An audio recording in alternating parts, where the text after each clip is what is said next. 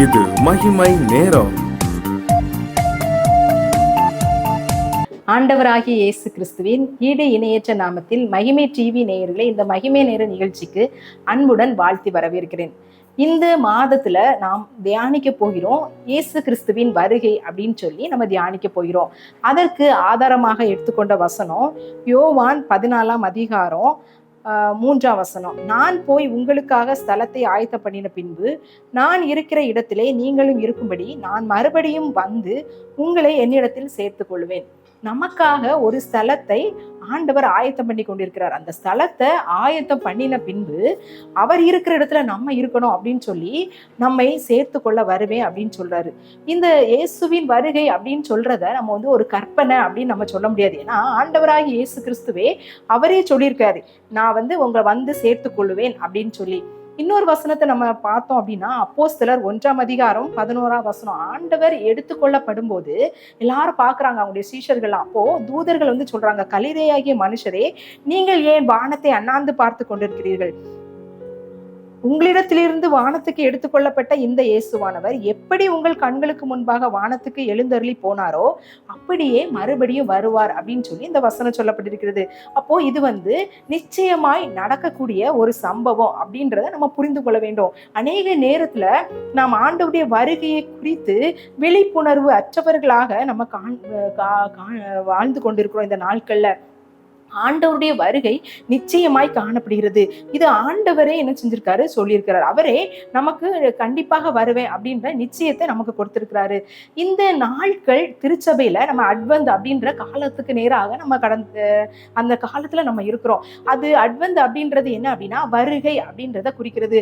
நம்ம அநேக நேரத்துல ஆண்டவருடைய முதலாவது வருகையை கிறிஸ்துமஸ் கொண்டாட்டங்களை இதுல செய்து மகிழ்ச்சி உடைகிறவர்களாக நம்ம காணப்படுகிறோம். அலங்காரம், அப்புறம் மகிழ்ச்சியான காரியம் அப்படின்னு சொல்லி இந்த நாட்கள்ல நம்ம வாழ்ந்து கொண்டிருக்கிறோம். அருமையானவர்களே, இந்த காலம் எதுக்காக நமக்கு குறிப்பிடப்பட்டுள்ளது இந்த திருச்சபையில அப்படின்னா, நாம் ஆண்டவருடைய 2வது வருகைக்கு ஆயத்தம் உள்ளவர்களாக நம்ம இருக்கணும் அப்படின்றத நினைப்பூட்டுவதற்காகவே இந்த காலங்கள் நமக்கு கொடுக்கப்பட்டுள்ளது. ஆனா நம்ம கிறிஸ்துமஸ் ஆண்டவருடைய முதல் வருகையை குறித்து அதிகமாக கவனம் செலுத்தி கிறிஸ்துமஸ் கொண்டாட்டங்களில கவனம் செலுத்துகிறோமே ஒழிய அவருடைய வருகையை குறித்து அக்கறை அற்றவர்களாக நம்ம வாழ்ந்து கொண்டு இருக்கிறோம். உண்மையாய் நம்ம இந்த வருஷத்துல ஒரு தீர்மானம் எடுக்கலாம், ஆண்டவரே உடைய வருகைக்கு என்னை ஆயத்தப்படுத்துங்க அப்படின்னு சொல்லி.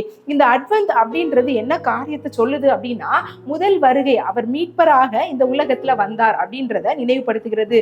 அவர் தாழ்மை கோலமாக மனுஷ ரூபமாக இந்த உலகத்துல சிலுவையில் அறை உண்டு நமக்காக இரத்தத்தை சிந்தி நம்மை மீட்கும்படியாக மீட்பராக வந்தார். அதை நம்ம நினைவு கொள்ள வேண்டும். அதை நம்ம மறந்து போக கூடாது. அதுக்காகவும் ஆண்டவராக இயேசு கிறிஸ்து மீண்டுமாய் நியாயாதிபதியாக அவர் சிங்காசனத்துல மகிமையோடு வரப்போகிறார் அப்படின்றத நினைவு கூறுவதற்காகவும் தான் இந்த அட்வென்ட் காலங்களை நம்ம அனுசரித்து வருகிறோம் என்பதை மறந்து போகக்கூடாது.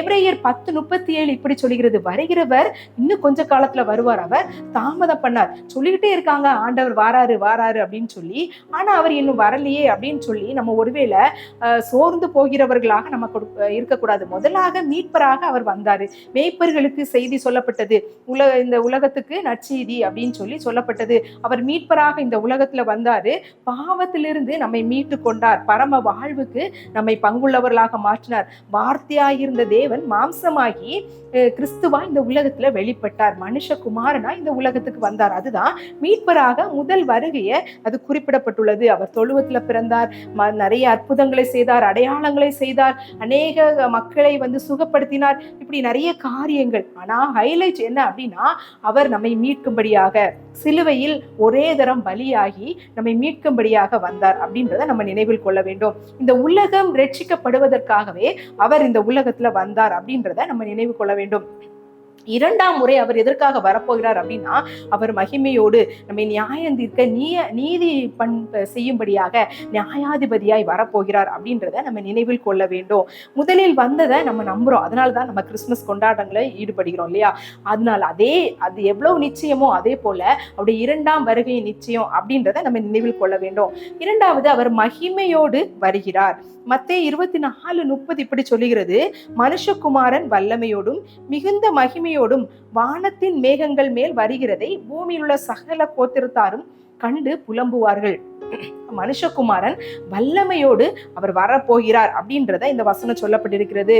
1 தெசலோனிக்கேயர் 4:16-17 இப்படி சொல்லுறது, ஏனெனில் கர்த்தர் தாமே ஆரவாரத்தோடும் பிரதான தூதுடைய சத்தத்தோடும் தேவ எக்காலத்தோடும் வானத்திலிருந்து இறங்கி வருவார். அப்போ கிறிஸ்துவுக்குள் மரித்தவர்கள் முதலாவது எழுந்திருப்பார்கள், பின்பு உயிரோடு இருக்கிற நாமும் அவரோடு கூட என்ன செய்வோம், எதிர்கொண்டு போவோம் அப்படின்னு சொல்லி இந்த வசனம் சொல்லப்பட்டிருக்கிறது. அப்போ ஆண்டவராகிய இயேசு கிறிஸ்து மகிமையோடு பிரதான தூதுடைய எக்கால சத்தத்தோடு தேவ எக்கால சத்தத்தோடு இந்த பூமிக்கு மீண்டுமாய் வருவார், நீதி செய்ய நியாயாதிபதியாய் வருவார் அப்படின்றத நம்ம நினைவில் கொள்ள வேண்டும். வெளிப்படுத்தல் 1:7 கூட இந்த வசனம் சொல்லப்பட்டிருக்கிறது, இதோ மேகங்களுடனே வருகிறார், கண்கள் யாவும் அவரை காணும், அவரை குத்தினவர்களும் அவரை காண்பார்கள், பூமியின் கோத்திரத்தால் எல்லாரும் அவரை பார்த்து புலம்புவார்கள், அப்படியே ஆகும் அப்படின்னு சொல்லப்பட்டிருக்கிறது. அப்போ ஆண்டவருடைய வருகை நிச்சயம், அவர் கண்டிப்பாக வருவார், மேகங்கள் மேலிருந்து வருவார். கலிலேயராகிய மனுஷரே, நீங்கள் வானத்தை ஏன் அண்ணாந்து பார்த்து கொண்டிருக்கிறீர்கள்?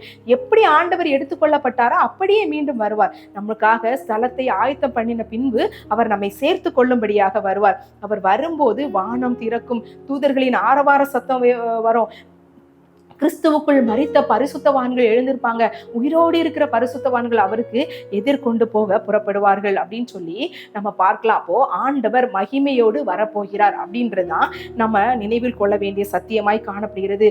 அவர் இந்த முறை வருவது சிலுவையோடு இல்ல, சிங்காசனத்துல நியாயாதிபதியாய் நியாயம் தீர்ப்பதற்காக வரப்போகிறாரு.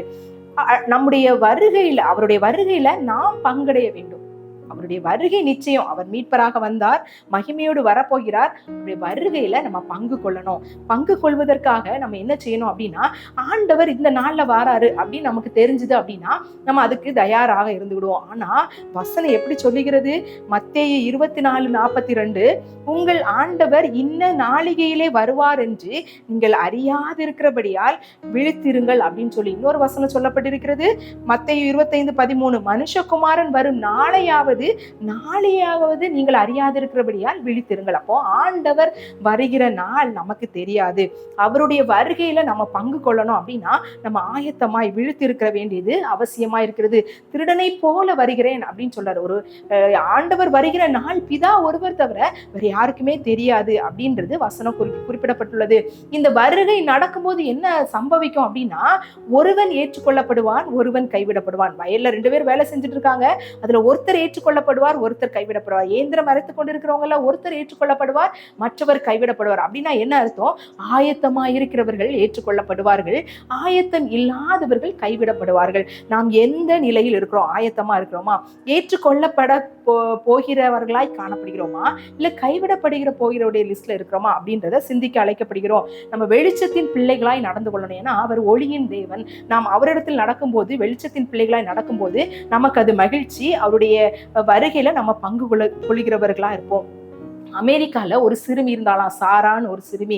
அந்த சிறுமி சண்டே கிளாஸ்க்கு ஒழுங்காக செல்லுகிற மகள். அந்த சண்டே கிளாஸ் டீச்சர் சொன்னாங்களாம், நீங்கள் எதிர்பாராத நேரத்துல மனுஷகுமாரன் வருவார், அதனால நீங்க ஆயத்தமா இருக்கணும், நீங்க எந்த பாவத்தையும் செஞ்சிடக்கூடாது, பாவம் செய்து நீங்க அந்த மகிமை இழந்துடக்கூடாது, நம்ம பாவம் செய்யாம பரிசுத்தமா வாழ்ந்து நம்ம ஆண்டவருடைய வருகையில எதிர்பார்த்து ஆயத்தமா இருக்கணும் அப்படின்னு சொன்னாங்களாம். அவங்க அம்மாட்ட போய் அவ சொன்னாலாம், அம்மா நான் ஒவ்வொரு நாளும் என்ன செய்யறேன், ஆண்டவருக்காக வாழணும், ஆண்டவருடைய வருகையில பங்கு கொள்ளணும், நான் ஆயத்தமா இருக்கேன்னு என்னைய தயார்படுத்துகிறேன் அப்படின்னு சொன்னாலாம். சிறு வயதுதான், ஆனா அவங்க அம்மாவுக்கு அது மிகுந்த ஆச்சரியத்தை கொடுத்ததாம்.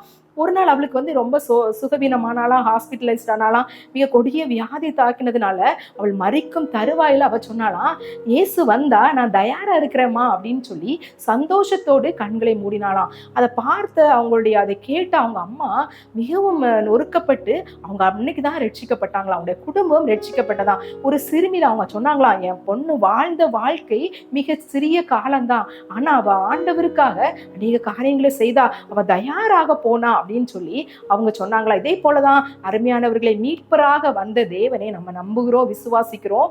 இந்த கிறிஸ்துமஸ் கொண்டாட்டங்கள் வெறும் கொண்டாட்டங்களாக மாத்திரம் இல்ல, மகிமையோடு வரப்போகிற ஆண்டவரை எதிர்கொள்ளக்கூடிய ஆயத்தத்துக்குரிய கொண்டாட்டமாக இது மாறணும் அப்படின்னு சொல்லி நம்ம ஒவ்வொருவரும் தீர்மானம் எடுக்க வேண்டியவர்களா இருக்கணும். அப்படிப்பட்ட கிருபைகளை ஆண்டவர் தரணும் அப்படின்னு சொல்லி நம்ம ஜெபிக்கலாம். எங்களை அதிகமாய் நேசிக்கிற எங்கள் அன்பின் கர்த்தாவே, இந்த நாளுக்காக உமக்கு ஸ்தோத்திரம் கர்த்தாவே. கிறிஸ்துவின் வருகை அப்படின்னு சொல்ற தலைப்புல எங்களை தியானிக்க வைத்தீங்க. மீட்பராக வந்தீங்க, மகிமையோடு சிங்காசனத்துல நியாயாதிபதியாக வரப்போகிறீங்க அப்படின்னு சொல்லி எங்களுக்கு உணர்த்துனீங்க தகப்பனே, நினைவுபடுத்துனீங்க. அந்த நினைவு கூறுதலுக்காக உமக்கு நன்றி செலுத்துகிறோம். இந்த நாட்கள்ல நாங்கள் ஆண்டவரே வெறும் ஆண்டவரே உங்களுடைய முதல் வருகைக்குரிய கொண்டாட்டத்தோடு எங்களுடைய வாழ்க்கையை முடித்து விடாதபடி, இந்த வருஷத்தை முடித்து விடாதபடி நாங்கள் வருகைக்கு ஆயத்தம் உள்ளவர்களாக்கும்படியாக எங்களை கிருபை செய்யுங்க. நாங்கள் ஒவ்வொரு நாளும் உடைய வருகைக்கு ஆயத்தம் உள்ளவர்களாக எங்களை பரிசுத்தப்படுத்திக் கொள்ள உடைய கிருபை எங்களுக்கு தந்தரலுங்க. எங்களால முடியாது, உடைய பரிசுத்த ஆவியானவரின் வழி நடத்துதல் எங்களுக்கு தந்தரலும்படியா ஜெபிக்கிறேன். எங்களை தாழ்த்துகிறோம், வெறுமையாக்குறோம். துதி கன மகிமை உமக்கு மாத்திரம் செலுத்துகிறேன். நீர் பெருக நாங்கள் சிறுக. இயேசுவின் மூலம் ஜெபம் கேளு நல்ல பிதாவே, ஆமென்.